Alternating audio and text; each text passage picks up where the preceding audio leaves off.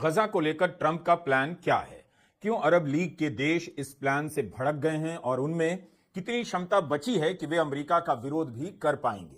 गजा को लेकर ट्रंप का प्लान एक बिल्डर की तरह प्लॉट डेवलप करने से ज्यादा का नहीं लगता। हुक्मरानों से संवेदनशीलता की क्या ही उम्मीद की जाए, लेकिन उनकी बमबारी में बच गए फिलिस्तीनी लोगों के लिए उनकी भाषा, ट्रंप की भाषा, बेचैन करने वाली है। बाइडेन की भाषा ठीक नजर आती थी, लेकिन उनका काम बहुत गड़बड़ था।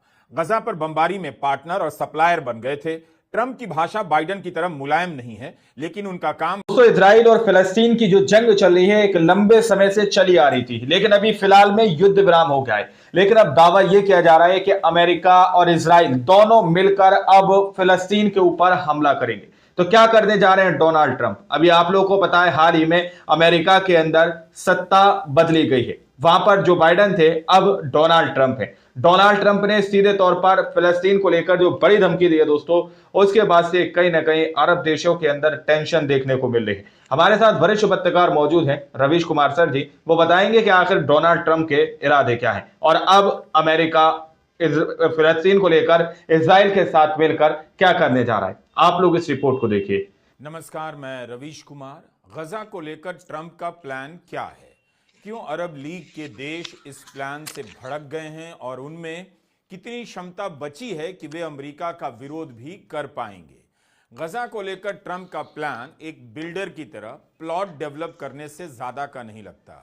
हुक्मरानों से संवेदनशीलता की क्या ही उम्मीद की जाए, लेकिन उनकी बमबारी में बच गए फिलिस्तीनी लोगों के लिए उनकी भाषा, ट्रंप की भाषा, बेचैन करने वाली है।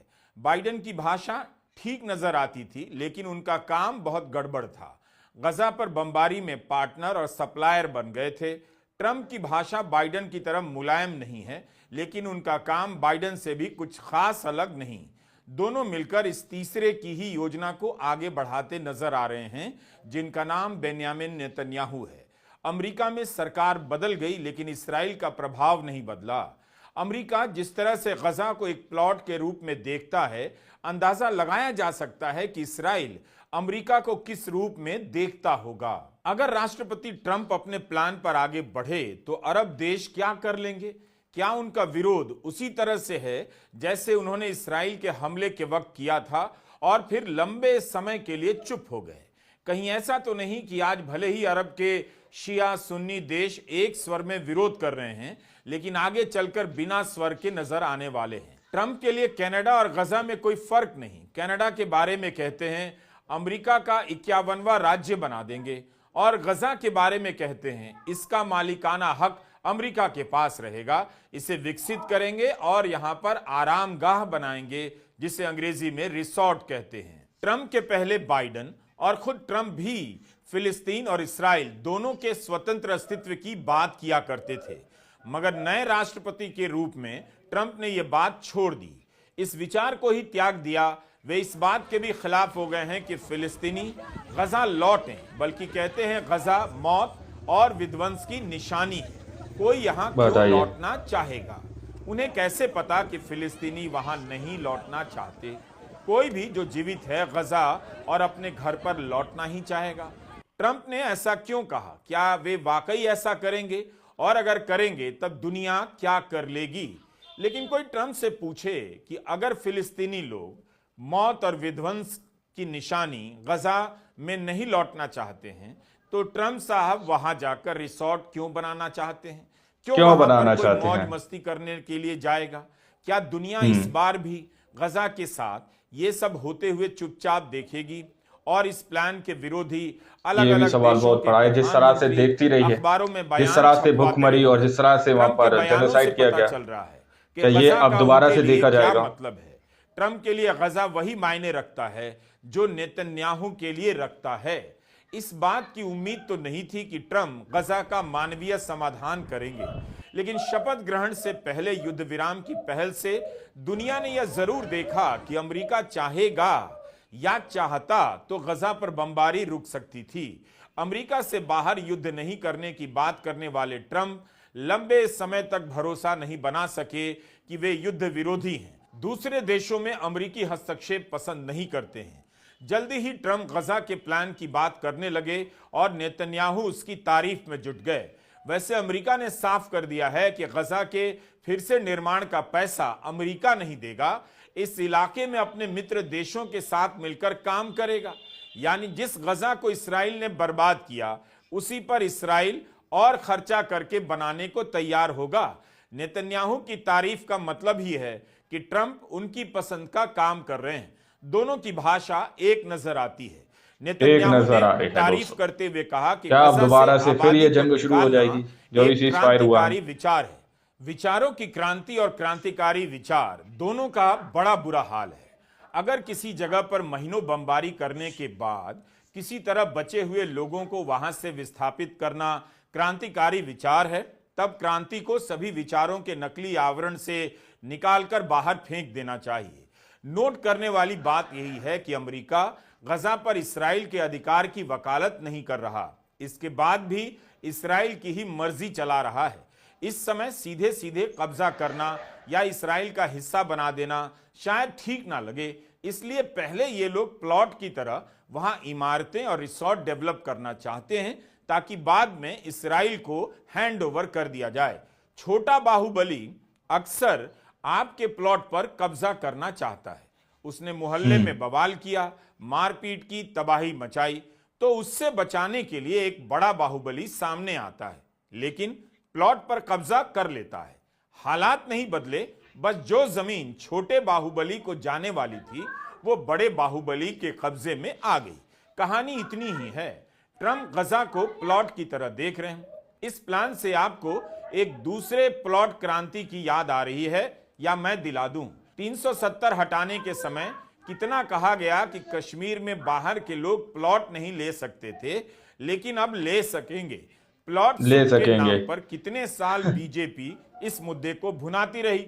370 हटने के बाद से कितने लोगों ने जाकर कश्मीर में प्लॉट लिया, इसका आंकड़ा देखेंगे तो हंसी भी आएगी। अप्रैल 2023 में सरकार ने राज्यसभा में जानकारी दी कि 370 हटाने के बाद के 3 वर्षों में मात्र 185 लोगों ने जम्मू और कश्मीर में जमीन ली है।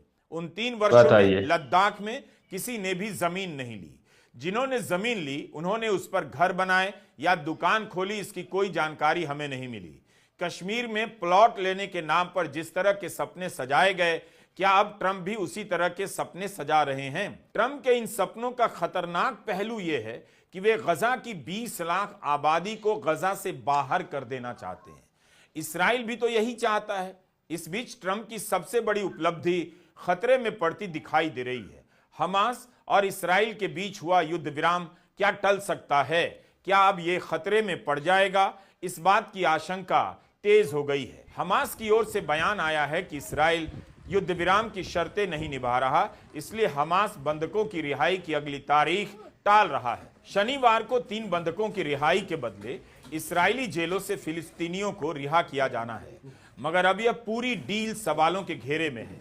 इसराइल ने हमास पर युद्ध विराम की अवमानना करने का आरोप लगाया है। मीडिया रिपोर्ट में राष्ट्रपति ट्रंप का बयान छपा है कि अगर सभी 76 बंधकों को शनिवार दोपहर तक रिहा नहीं किया जाता है तो युद्ध विराम निरस्त कर दिया जाएगा।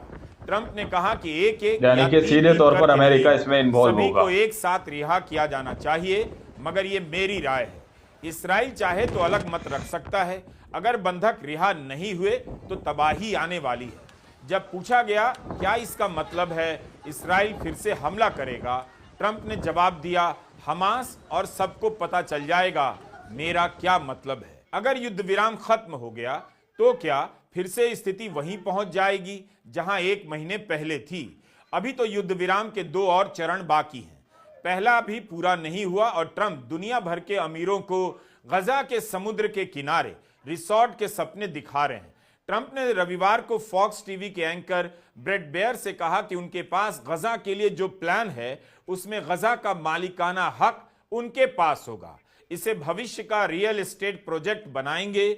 यहां रहने वाले सभी फिलिस्तीनियों के रहने के लिए दूसरी जगह पर 6 नई साइट बनाई जाएगी। इसके लिए वे जॉर्डन और इजिप्ट से बात करेंगे, जिसके बाद इन देशों को गजा के लोगों को जगह देनी होगी। विश्लेषक लिख रहे हैं कि एक तरह से यह गजा के लोगों के लिए परमानेंट रिफ्यूजी कैंप बना दिए जाएंगे, जिनकी सुरक्षा की गारंटी अमेरिका के पास रहेगी। संयुक्त राष्ट्र की आम सभा के प्रस्ताव 3236 में लिखा है कि यह सभा मानती है कि फिलिस्तीनियों के पास अपने उन घरों और जमीनों पर वापस लौटने का अविच्छेद अधिकार है जहां से उन्हें बेदखल किया गया है। आम सभा के इस प्रस्ताव में यह भी लिखा है कि उन्होंने लौटने की मांग भी की है। संयुक्त राष्ट्र के प्रस्ताव से अलग जाते हुए ट्रंप ने कहा कि उनके इस नए प्लान में फिलिस्तीनियों को वापस लौटने का अधिकार नहीं होगा। उन्होंने कहा कि इस्राएल ने जो बर्बादी की है उसके बाद गजा छोड़ देने के अलावा कोई चारा नहीं बचा है। क्रूरता की बातें अब के हुक्मरान हंसते हंसते करने लग गए हैं, आसानी से करते हैं, हंसते हंसते करने लगते आपके हैं। ड्राइंग रूम में आकर कर जाते हैं और आप हैं केवल हां में हां मिलाने और ताली बजाने के लायक रह गए हैं। 2016 के चुनावों के दौरान ट्रंप ने एक न्यूज चैनल MSNBC के कार्यक्रम में कहा था कि वे इस्राएल और फिलिस्तीन को लेकर तटस्थ रहेंगे, लेकिन उनकी योजना क्या है अभी नहीं बताएंगे। तो क्या यही उनका इरादा है? फिर उन्होंने चुनाव के समय क्यों नहीं बताया कि गजा को वो एक प्लॉट के रूप में देख रहे हैं, वहां से फिलिस्तीन के लोगों को निकालकर रिसोर्ट बनवाना चाहते हैं। ट्रंप का यह प्लान या इस तरह से करना पूरी दुनिया के हुक्मरानों को मनमानी करने और क्रूर होने की छूट दे रहा है। उनकी बातों का अंजाम गजा तो भुगतेगा ही, लेकिन असर दूसरी जगहों पर भी होगा। ट्रंप का यह प्लान कि इजिप्ट और जॉर्डन को फिलिस्तीनियों को बसाने के लिए जगह देनी होगी नेतन्याहू की ही योजना का हिस्सा है। गजा में 15 महीने है नेतन्याहू की हाँ में हाँ और नेतन्याहू की कदम से कदम मिलाकर चाल चली जा रही है। जीवन भर के लिए विकलांग बना दिए गए।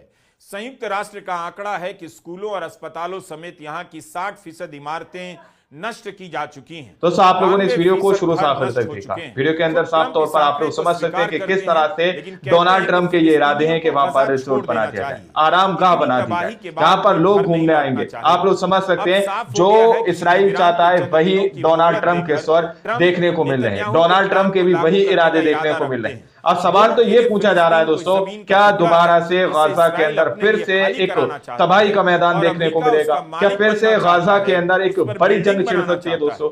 अगर इस तरह से हुआ, अगर अमेरिका और इजराइल दोनों ने मिलकर गाजा के ऊपर हमला किया तो दोस्तों आप लोग भूलिए मत, यमन के हूतीज को, यमन के हूती ने कांधे से कांधा मिलाकर खड़े होकर जंग लड़ने का वादा पहले ही फिलिस्तीन से कर दिया है। क्या ये जंग और बड़ा अब रूप ले सकती है दोस्तों? जिस तरह से यहाँ पर डोनाल्ड ट्रंप के अशार देखने को मिल रहे हैं, डोनाल्ड ट्रंप के इरादे देखने को मिल रहे हैं कि डोनाल्ड ट्रंप सीधे तौर पर कह रहे हैं कि आखिर फिलिस्तीनी गाजा के अंदर क्यों आना वापस पसंद करेंगे। यानी कि सीधे तौर पर कह रहे हैं कि हम उसको एक खाली प्लॉट बना देंगे। अब आप लोग समझ सकते हैं आने वाले वक्त में अगर अमेरिका और इजराइल मिलकर गाजा के ऊपर हमला करते दोस्तों तो तस्वीर क्या होगी देश के अंदर, आखिर दुनिया के अंदर आखिर क्या तस्वीर और मिडिल ईस्ट के अंदर क्या तस्वीरें देखने को मिलेंगी जिसकी कल्पना शायद हम और आप नहीं कर सकते कि मोर्चे किधर किधर से खुल जाए। आज की रिपोर्ट में फिलहाल इतना ही। बाकी आप लोग क्या सोचते हैं अपनी राय कमेंट सेक्शन में जरूर दीजिएगा। अगली वीडियो में जब तक के लिए जय हिंद जय भारत।